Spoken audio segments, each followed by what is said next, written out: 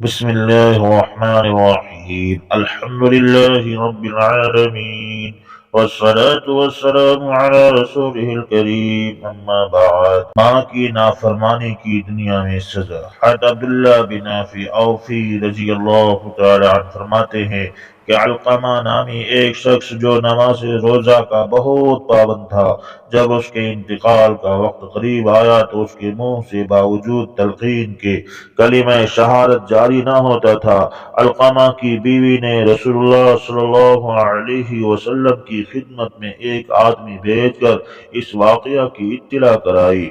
آپ صلی اللہ علیہ وسلم نے دریافت کیا علقمہ کے والدین زندہ ہیں یا نہیں۔ معلوم ہوا کہ صرف والدہ زندہ ہے اور وہ علقمہ سے ناراض ہے۔ آپ صلی اللہ علیہ وسلم نے علقمہ کی ماں کو اطلاع کرائی کہ میں تم سے ملاقات کرنا چاہتا ہوں، تم میرے پاس آتی ہو یا میں تمہارے پاس آؤں؟ علقمہ کی والدہ نے عرض کی، میرے ماں باپ آپ پر فدا ہوں، میں آپ کو تکلیف دینا نہیں چاہتی بلکہ میں خود ہی حاضر ہوتی ہوں۔ چنانچہ بڑھیا حضور صلی اللہ علیہ وسلم کی خدمت میں حاضر ہوئی۔ آپ صلی اللہ علیہ وسلم نے علقمہ کے متعلق کچھ دریافت فرمایا تو اس نے کہا، علقمہ نہایت نیک آدمی ہے لیکن وہ اپنی بیوی کے مقابلے میں ہمیشہ میری نافرمانی کرتا ہے، اس لیے میں اس سے ناراض ہوں۔ آپ نے فرمایا، اگر تو اس کی خطا معاف کر دے تو یہ اس کے لیے بہتر ہے، لیکن اس نے انکار کیا۔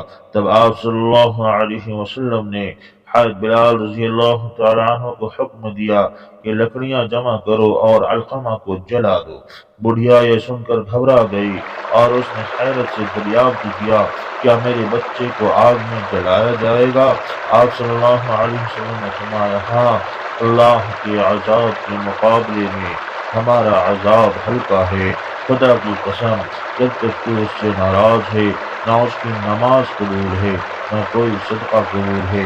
بڑھیا نے کہا، میں آپ کو اور لوگوں کو گواہ کرتی ہوں کہ میں نے علقمہ کا قصور معاف کر دیا۔ آپ صلی اللہ علیہ وسلم نے لوگوں کو مخاطب کرتے ہوئے فرمایا، دیکھو علقمہ کی زبان پر کلمہ شہادت جاری ہوا یا نہیں؟ لوگوں نے بیان کیا، یا رسول اللہ صلی اللہ علیہ وسلم، علقمہ کی زبان پر کلمہ شہادت جاری ہو گیا اور کلمہ شہادت کے ساتھ اس نے انتقال کیا۔ آپ صلی اللہ علیہ وسلم نے علقمہ کے غسل اور کفن کا حکم دیا اور خود جنازے کے ساتھ تشریف لے گئے۔ علقمہ کو دفن کرنے کے بعد فرمایا، مہاجرین و انصار میں سے جس شخص نے اپنی ماں کی نافرمانی کی یا اس کو تکلیف پہنچائی تو اس پر اللہ کی لعنت، فرشتوں کی لعنت اور سب لوگوں کی لعنت ہوتی ہے۔